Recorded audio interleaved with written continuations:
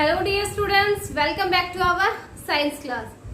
हमने कल बेटा सेकंड चैप्टर का रिवीजन कर लिया था। आज हम थर्ड वाले लेसन का रिवीजन करने वाले हैं। थर्ड वाला लेसन है हाउसिंग एंड क्लोथिंग।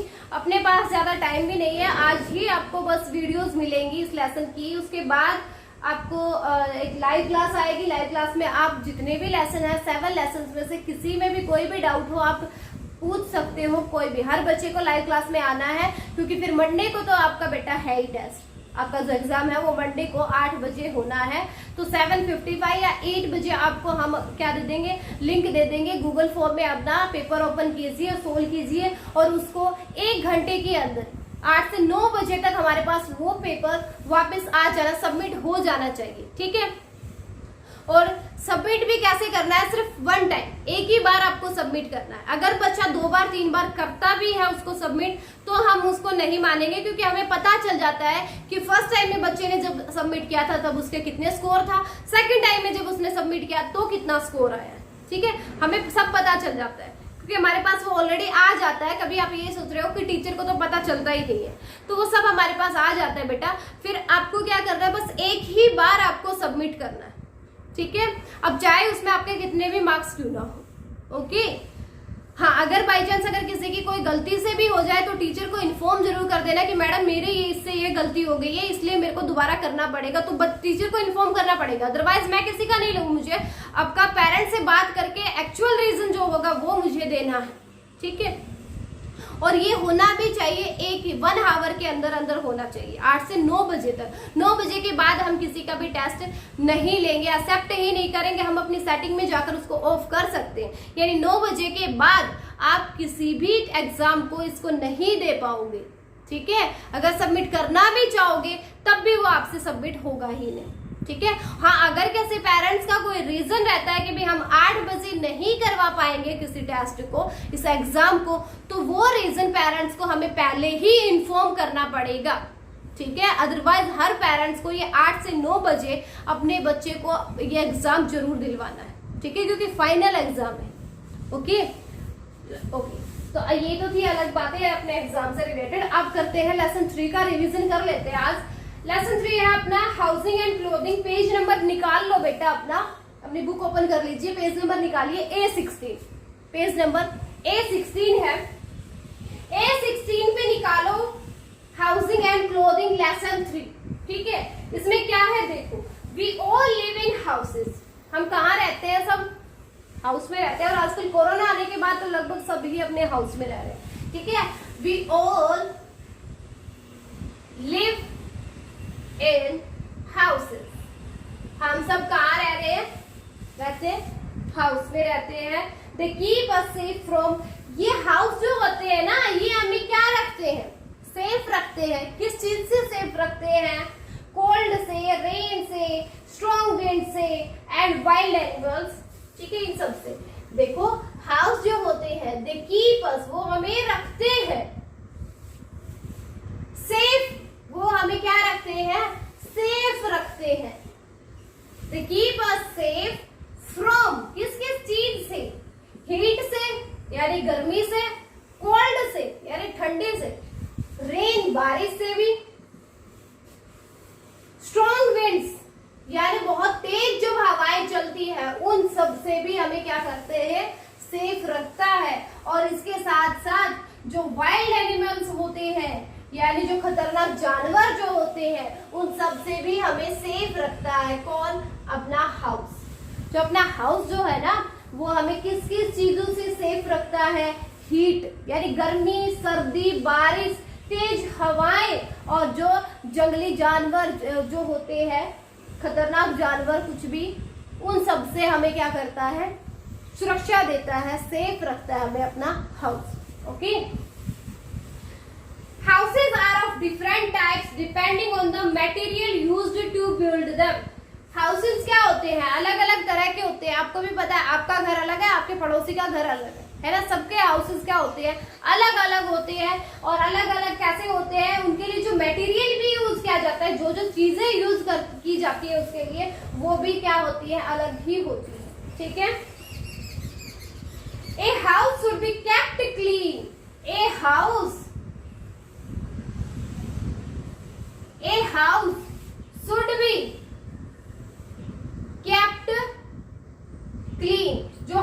जो होता है उसको आपको क्या रखना है, क्लीन रखना चाहिए, साफ रखना चाहिए अपने हाउस को। क्यों रखना चाहिए? Because a clean house helps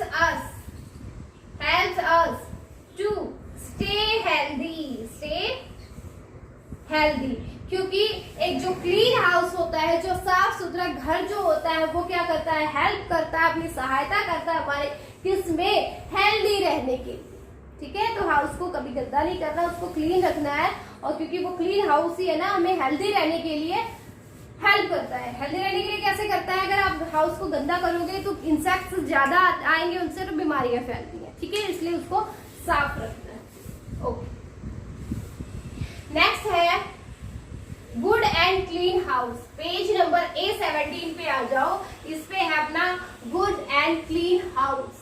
good and clean house, ये नेक्स्ट है अपना पेज नंबर A17। ठीक है, some qualities of good houses are given below. कुछ क्वालिटीज दी गई है कि अच्छे घर की क्या क्या क्वालिटीज होनी चाहिए, वो देखो। जैसे फर्स्ट है आपकी, a good house should have doors and Windows. A good house should have doors and Windows. एक अच्छे घर में क्या होनी चाहिए, डोर होने, दरवाजे और खिड़कियां होनी चाहिए। To let in fresh air. किसके लिए होनी चाहिए भाई ऐसे डोर्स और विंडोज क्यों होनी चाहिए? ताकि उसमें से फ्रेश एयर जो है ना वो आ जा सके, और उसमें से क्या आ सके, इनफ सनलाइट जो है ना वो भी तो जरूरी होती है ना। सूर्य की रोशनी वो भी तो जरूरी होती है, क्योंकि विटामिन डी मिलता है ना हमें उससे, तो वो रोशनी भी घर में आनी चाहिए। तो उसके लिए हमें अच्छे घर के लिए उसमें डोर्स और विंडोज होने चाहिए। ओके, उसके बाद है ओपन स्पेसेस लाइक। सेकंड है ओपन स्पेसेस लाइक वरांडा। ओपन स्पेस होना चाहिए, खुला स्पेस होना चाहिए। जैसे कि आपका वरांडा होता है वो होना चाहिए। कोई बालकनी हो गई, वो बालकनी भी होनी चाहिए घर में। और क्या होना चाहिए, lawn make a house Airy. और जो लॉन होता है ना, घर का आंगन लगा लो, गार्डन लगा लो, जो होता है वो क्या करता है, मेक ए हाउस एयरी। वो अपने घर को क्या बनाते हैं, हवादार बनाते हैं। जैसे कौन से ओपन स्पेसेस, खाली जगह होनी चाहिए, किसके लिए, वरांडे के लिए। जैसे वरांडा खुला होता है, ऐसे होना चाहिए। बालकनी होनी चाहिए, और एक क्या होना चाहिए, लॉन होना चाहिए, जो आपके घर को क्या बना सके, एयरी बना सके, हवादार बना सके। ठीक है, ओके। नेक्स्ट है a house should be kept clean. A house should be, ये पॉइंट हमने पहले भी बता दिया था। A house should be kept clean. क्या होना चाहिए, क्लीन होना चाहिए। A clean house help us to stay healthy। एक जो क्लीन हाउस होता है वो हमारे क्या किसमें हेल्प करता है, हेल्दी रहने के लिए। तो एक घर को अच्छा घर वही होगा जो कि क्या होगा, क्या क्लीन होगा, साफ सुथरा होगा। क्योंकि साफ सुथरे घर पे ही क्या होता है, हम हेल्दी रह सकते हैं। ठीक है, ओके। इसके बाद नेक्स्ट पॉइंट है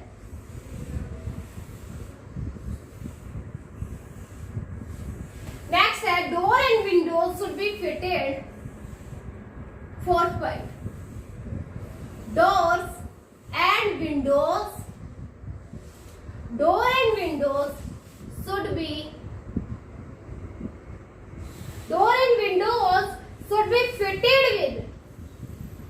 fitted with wire mesh। जो विंडोज और डोर है ना वो क्या होनी चाहिए, फिट होनी चाहिए, जिसमें क्या हो, वायर मेश। वायर मेश क्या होता है, जो अलाउ करता है किसको, सनलाइट एंड एयर देखो वायर में जो जालीदार होने चाहिए, वायर मैस होता है बेटा जालीदार जो होते हैं, खिड़कियों पे ऐसे जालियां जो लगी हुई होती है ना,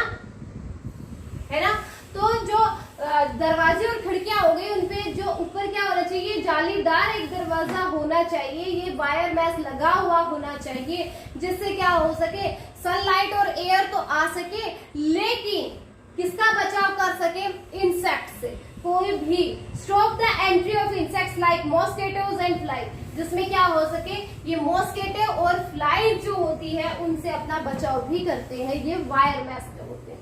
ठीक है, तो आपके वायर विंडोज और डोर्स पे ये वायर मैस फिट करवाने चाहिए हमें, जालीदार जो होता है ये हमें फिट करवाना चाहिए, ताकि सनलाइट और एयर तो इसमें से आ सके, लेकिन मॉस्किटो और फ्लाइज ये सब जो होते हैं, जो बीमारियां फैलाते हैं, वो सबको ये स्टॉप कर सके। ठीक है, यस। नेक्स्ट है fifth, it should have proper drainage system, it should have proper drainage system, it should have proper drainage system that carries dirty water, that carries dirty water away from the house, away from the house. देखो एक घर में proper क्या होना है, it should be proper drainage system, एक drainage system भी होना चाहिए।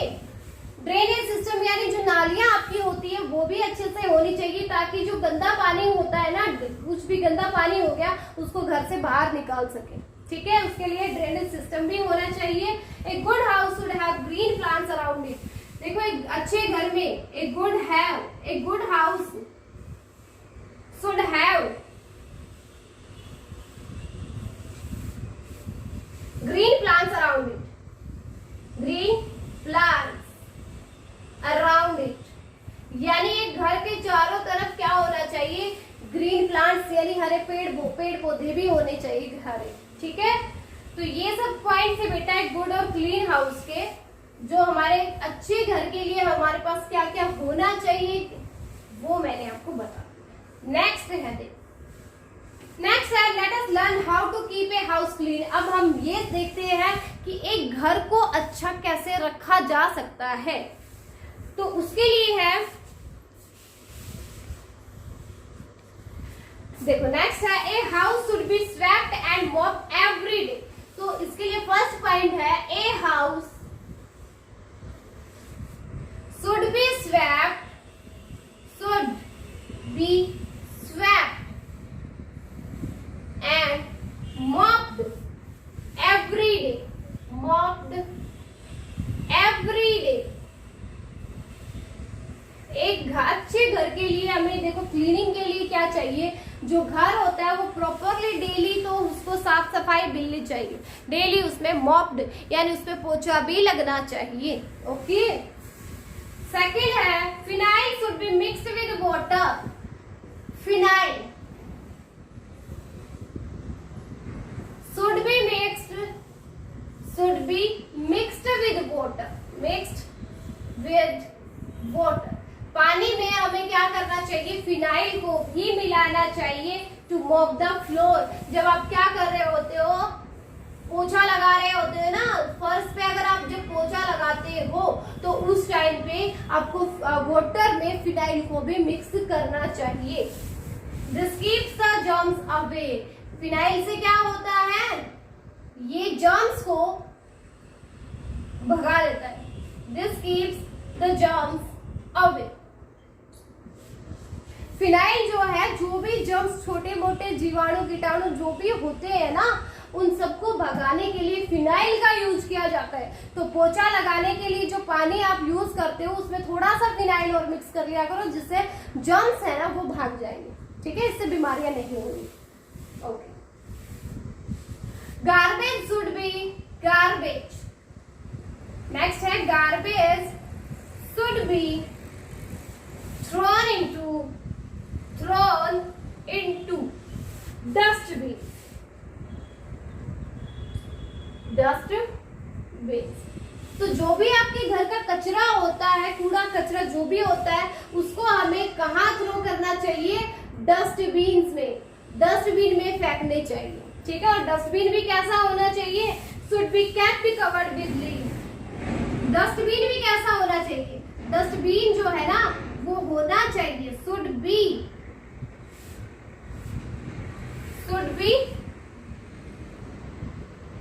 Dustbin should be covered with, cover वाला होना चाहिए, कवर्ड विद लिड, यानी वो ढक्कन वाला होना चाहिए, ढक्कन से कवर हो, यानी बंद वाला।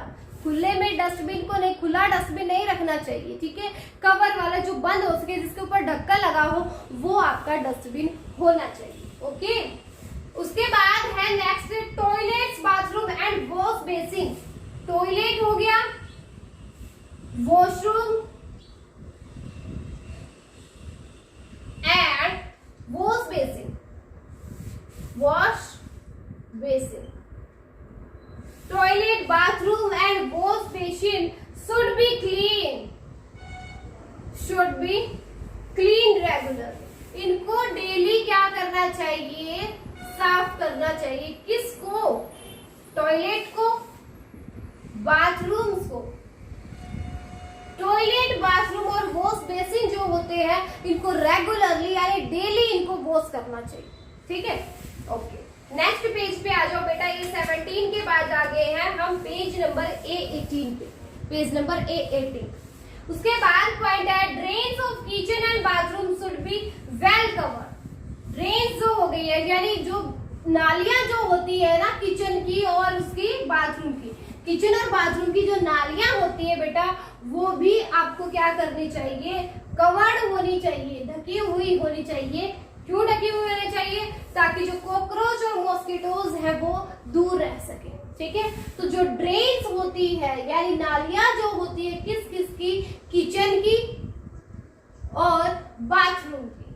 किचन और बाथरूम की जो नालियां है, ड्रेन्स है, वो कैसी होनी चाहिए? कवर्ड होनी चाहिए, ढकी हुई होनी चाहिए, ताकि हम क्या कर सके? उससे कॉकरोच जो होते हैं, ठीक है, कॉकरोचेस हो गए और आपके मॉस्किटो हो गए, इन सबको दूर भगाने के लिए, इन सबको दूर भगाने के लिए जो घर के किचन की और बाथरूम की जो नालियां होती है, उनको कवर्ड होना चाहिए, ओके। नेक्स्ट है things should always be kept at there right place. तो जो भी चीजें होती है आपके घर की, वो सही जगह पर ही होनी चाहिए, ठीक है। नेक्स्ट है क्लोथ्स एंड फाइबर। अब बात करते हैं क्लोथ्स और फाइबर की। Clothes and fibres. क्लोथ्स और फाइबर्स क्या होते हैं? We wear clothes to cover our body and to protect ourselves from heat, cold and rain. हम कपड़े क्यों, हम क्लोथ्स क्यों पहनते हैं? ताकि हम अपने आप को कवर कर सके और बचा सके किससे? डायरेक्ट हीट, कोल्ड या भी जो भी गर्मी, सर्दी या बारिश होती है, उन सब से बचा सके, इसलिए हम क्या करते हैं? क्लोथ्स को वियर करते हैं, ठीक है। Clothes also protect us from insect bytes. कपड़े हमें किससे बचाते हैं? ताकि हमें कोई भी इंसेक्ट जैसे मच्छर मक्खियां हमें ना काटे, उसके लिए भी क्या किया जाता है? क्लोथ्स पहने जाते हैं, okay. They also make us look good and smart. वो हमें क्या करते हैं? देखो, क्लोथ्स हमें अच्छा दिखने के लिए भी क्या करते हैं? हेल्प करते हैं। तो जिससे हम अच्छे कपड़े पहनते हैं, उससे गुड स्मार्ट भी लगता है, अच्छे लगते हैं ना, yes. Clothes are made from fibre. Clothes किससे बनते हैं? Clothes are made from fibers. Clothes किससे बने होते हैं? फाइबर से बने होते हैं। Fibre are of two type. Fibre कितनी तरह का होता है? दो टाइप का पाया जाता है, टू टाइप्स का। एक तो होता है फर्स्ट आपका नेचुरल फाइबर, पहला होगा नेचुरल फाइबर, और नेक्स्ट होता है, सेकंड होता है man made fibre, man made fibre. तो फाइबर जो क्लोथ जो होते हैं वो फाइबर से बने होते हैं, और फाइबर दो तरह का होता है। फर्स्ट हो गया नेचुरल फाइबर, सेकंड होता है मैन मेड फाइबर, ठीक है। नेचुरल फाइबर्स क्या होते हैं? नेचुरल फाइबर्स देखो, fibres that are obtained from plants और एनिमल्स। जो फाइबर हमें कहां से मिलता है, जो हमें प्लांट से या फिर प्लांट्स और एनिमल से जो हमें फाइबर मिलता है वो होता है नेचुरल फाइबर्स। ठीक है, कॉटन, जूट, सिल्क और वूल। इसके एग्जांपल्स क्या क्या होंगे? इसके एग्जांपल है कॉटन, जूट, सिल्क और वूल। तो ये ऐसे तरह के फाइबर्स हैं जो क्या होते हैं, ये नेचुरल फाइबर्स होते हैं, क्योंकि ये हमें किनसे मिलते हैं, या तो प्लांट से मिलते हैं या फिर एनिमल से। तो जो फाइबर हमें प्लांट्स और एनिमल से मिलता है वो होता है नेचुरल फाइबर। और वो कौन कौन से फाइबर होते हैं? जैसे आपका हो गया कॉटन, सिल्क, जूट और वूल। ठीक है, ये हो गए natural fibre. Cotton and jute are plant fibre. Cotton और जूट ये दोनों है ना, ये हमें मिलते हैं प्लांट से, प्लांट फाइबर्स। ठीक है, ये प्लांट फाइबर हो गए, ये हमें कहां से मिलते हैं? प्लांट से मिलते हैं। कौन कौन से? कॉटन और जूट। और रहा बात सिल्क और वूल की, सिल्क और वूल ये है एनिमल फाइबर, क्योंकि ये हमें मिलते हैं एनिमल से। ठीक है, तो इसलिए ये होते हैं एनिमल फाइबर। कॉटन और जूट होता है प्लांट फाइबर, क्योंकि ये प्लांट से हमें मिलता है इसलिए प्लांट फाइबर। जो एनिमल से मिलेगा वो एनिमल फाइबर। ओके, नेक्स्ट है we get cotton fiber from cotton plant। तो कॉटन का जो फाइबर होता है ना वो हमें कॉटन के प्लांट से ही मिलता है। ठीक है, cotton fibre are used to make cotton cloth. जो कॉटन का जो फाइबर होता है वो कॉटन के क्लॉथ्स बनाने में ही यूज होता है, और ये कॉटन के ही प्लांट से हमें मिलता है। ठीक है, नेक्स्ट है we get jute fibre from jute plants. तो जूट का जो फाइबर होता है वो जूट के प्लांट से हमें मिलता है। Jute fibre are used to make jute bags. Jute का फाइबर किसके लिए यूज होता है? जैसे हमें कोई बैग बनाने हो, रोप से कोई रस्सी बनानी हो, एंड सेक्स होता है, या कोई भी बोरी वगैरह बनाने के लिए हम किसका यूज करते हैं? जूट का यूज करते हैं। नेक्स्ट है we get wool fibre from animal. तो वूल के जो फाइबर है वो हमें मिलते हैं एनिमल से। एनिमल भी कौन से होते हैं? जैसे सीप और गोट हो गया, तो सीप एंड गोट। सीप और गोट से हमें कौन से फाइबर मिलता है? वूल फाइबर मिलता है। वूल हमें मिलती है सीप या गोट से। Wool fibre are used to make woollen clothes. तो वुलन क्लॉथ्स बनाने के लिए हमें वूल फाइबर की जरूरत पड़ती है। नेक्स्ट है we get silk fibre. Silk fibre हमें कहां से मिलता है? Silk fibre from silk worm. एक सिल्क वॉर्म कीड़ा होता है, सिल्क वॉर्म, सिल्क का कीड़ा जिसको बोलते हैं सिल्क वॉर्म होता है, उससे हमें सिल्क फाइबर मिलता है। और सिल्क फाइबर किसमें यूज होता है? सिल्क के क्लॉथ्स बनाने के लिए। ठीक है, तो ये थे आपके नेचुरल फाइबर। ये सारे क्या है? कॉटन, जूट, वूल और सिल्क, ये आपके नेचुरल फाइबर्स है। अब बात करते हैं मैन मेड फाइबर्स की। मैन मेड फाइबर्स क्या होते हैं? Man made fibres that are made by man. नाम से पता चल जाता है कि जो फाइबर्स मेड किया जाता है मैन के द्वारा, है ना। जो फाइबर्स को मैन खुद बनाता है वो मैन मेड फाइबर्स होते हैं। Fibres that are made by man. तो मैन के द्वारा जो बनाया जाता है, मींस ह्यूमन बीइंग के द्वारा जो फाइबर बनाया जाता है वो होता है मैन मेड फाइबर। कौन कौन से होते हैं? जैसे आपका नाइलॉन हो गया, nylon, polyester, rayon and acrylic. ये जो फाइबर्स होते हैं ये एग्जांपल है किस चीज का? मैन मेड फाइबर्स का। तो आपसे ऐसे क्वेश्चन आपको बना सकता है, आपको ये एग्जांपल आपको दे देगा कि जैसे नाइलॉन है, ये कौन सा फाइबर है? नेचुरल फाइबर है या मैन मेड फाइबर? आपसे पूछ सकता है। तो nylon, polyester, rayon and acrylic, ये चार ऐसे हैं जो कौन से फाइबर है? मैन मेड फाइबर्स है। ये नेचुरल फाइबर्स नहीं है, यानी हमें ये किसी प्लांट या एनिमल से नहीं मिलते हैं। जो प्लांट और एनिमल से नहीं मिलेगा वो नेचुरल फाइबर नहीं होगा, वो मैन मेड फाइबर्स होगा। ठीक है, तो अब आ जाओ पेज नंबर 820 पे, जिसपे क्या है, we wear clothes made of different materials in different season. हम अलग अलग सीजन के लिए अलग अलग तरह के कपड़े पहनते हैं। वो क्या है, in summer season, summer season में जैसे समर सीजन जो होता है उसमें कैसे कपड़े पहने जाते हैं वो देखो। We wear light cotton clothes, हम कैसे कपड़े पहनते हैं, लाइट कॉटन क्लोथ्स। समर के सीजन में लाइट यानी हल्के कॉटन के कपड़े पहने जाते हैं। They absorb sweat and keep us cool, क्योंकि ये क्या करते हैं, ये पसीने स्वेट को अब्जॉर्ब कर लेते हैं, उसको अब्जॉर्ब करते हैं, कीप अस कूल, और हमें क्या रखते हैं, ठंडा रखते हैं। तो गर्मियों के सीजन में लाइट कॉटन के क्लोथ्स पहनने चाहिए ताकि ये क्या कर लेते हैं, स्वेट जो भी पसीना आता है उसको अब्जॉर्ब कर ले और हमें क्या रखे, कूल रखने के लिए। ठीक है, light coloured clothes are preferred in summer as they absorb less sunlight. और ये लाइट यानी हल्के रंग के हमें किस लिए पहनने भी क्यों चाहिए, ताकि जो सनलाइट होती है ना उसको कम अब्जॉर्ब करते हैं। ठीक है, नेक्स्ट है इन विंटर सीजन, विंटर के सीजन में, विंटर सीजन, विंटर का जो सीजन होता है उसमें कैसे कपड़े पहनने चाहिए, वी वियर वुलन क्लोथ, उसमें हम पहनते हैं वुलन के cloth, woollen cloth. Woollen clothes trap the body heat and keep us warm. जो वुलन के क्लॉथ्स है, सर्दियों में वुलन के कपड़े पहने जाते हैं। क्यों पहनते हैं, क्योंकि ये हमारे बॉडी को वार्म रखते हैं, गर्म रखते हैं।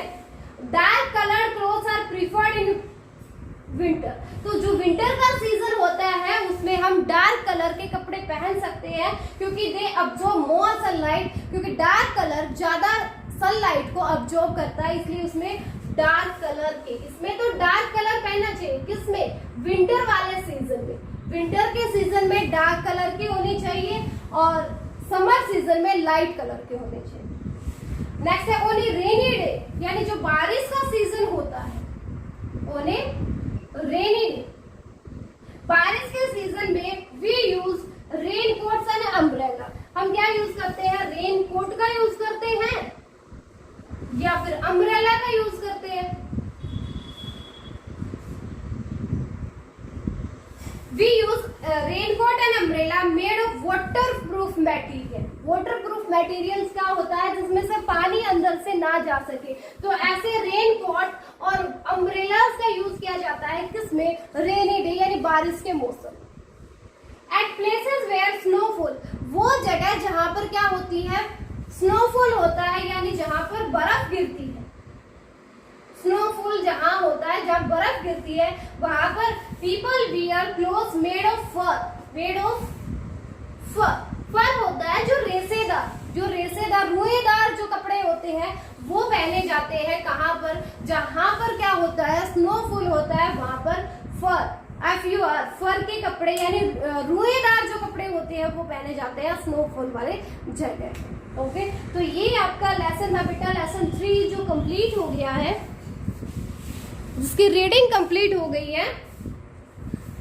ठीक है, अब इसके कुछ question answers, fill in the blanks, MCQs ये सब है, ये हम पहले कर चुके हैं। तो आपके पास अपनी बुक में भी है ये सब, ये सारे नोटबुक में भी है, तो वहां से देखकर आपके अपने क्वेश्चन आंसर्स और ये कर सकते हो, क्योंकि आज हमने रिवीजन किया है। तो जिसने ये लेसन पढ़ा भी नहीं होगा उसके लिए तो बहुत इंपॉर्टेंट हो गया है, उसको समझ आ गया होगा कि इस लेसन में हमें क्या करना है। जिसका लास्ट में एडमिशन हुआ था उसके लिए तो बहुत बेनिफिट है इससे। ठीक है, तो इसका जो इम्पोर्टेंट चीजें थी वो सारी मैंने आपको बता दी है। 3 लेसन के हम रिविजन कर चुके हैं और मंडे को फिर आपका टेस्ट, आपका एग्जाम है ही, है ना। तो आप किसी भी, कोई भी आपके लेसन में कोई प्रॉब्लम आती है तो आप मुझे किसी टाइम भी बोल सकते हो। अपने इसके बाद अपनी लाइव क्लास आएगी, लाइव क्लास में मुझे बताना किस लेसन में आपको प्रॉब्लम है। ठीक है, ओके, तो आज के लिए इतना ही बहुत है। इसके रहते हैं इसके क्या, tick the correct answer, fill in the blanks, name the following, answer the following. ये सारे क्वेश्चन आपकी फेयर नोटबुक में भी है, बुक में भी है कुछ तो और कुछ फेयर नोटबुक में है, वहां से इनको लर्न कर लो और एक बार इसकी रीडिंग जरूर ले लेना। ठीक है, वहां से आपका सब कुछ क्लियर हो जाएगा। ओके।